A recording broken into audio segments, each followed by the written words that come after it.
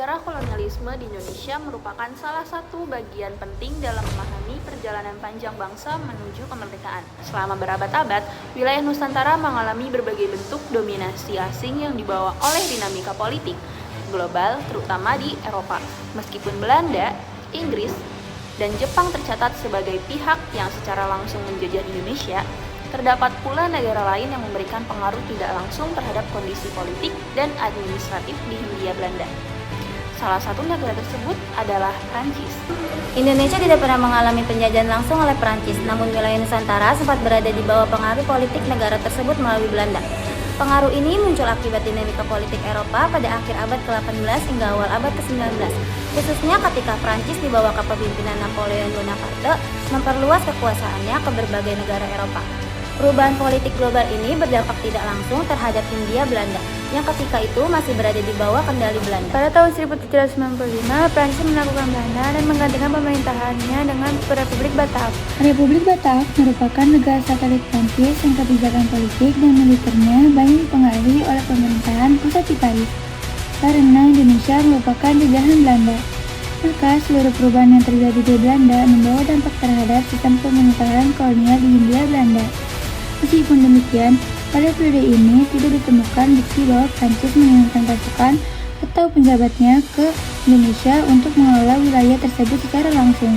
Perubahan kembali terjadi pada tahun 1806 ketika Napoleon membentuk kerajaan Belanda dan mengangkat adiknya Louis Bonaparte sebagai raja. Pemerintahan Louis Bonaparte tetap berada dalam pengawasan Prancis sehingga kebijakan kolonial yang dilakukan Belanda di Indonesia tetap mencerminkan kebutuhan politik ekonomi Prancis pada masa itu. Meskipun Belanda berada di bawah kekuasaan Prancis, pelaksanaan pemerintahan di Indonesia tetap berada di tangan pejabat Belanda. Gubernur Jenderal dan pegawai administrasi kolonial tetap berasal dari Belanda, bukan Prancis. Hal ini menunjukkan bahwa Indonesia tidak berada dalam penjajahan langsung oleh Prancis, melainkan hanya merasakan dampak kebijakan pemerintahan Belanda yang dipengaruhi oleh Prancis. Dengan demikian, hubungan antara Indonesia dan Prancis dalam konteks sejarah kolonial lebih tepat disebut sebagai pengaruh tidak langsung. Situasi kolonial berubah drastis ketika Inggris sebagai rival utama Prancis melihat peluang untuk memperluas kekuasaan kolonialnya.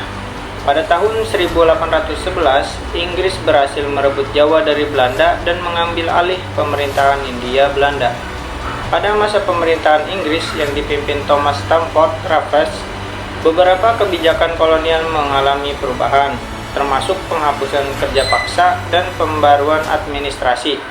Meskipun pemerintahan Inggris hanya berlangsung singkat, peristiwa ini menegaskan bahwa Prancis tidak pernah memiliki kontrol langsung atas Indonesia.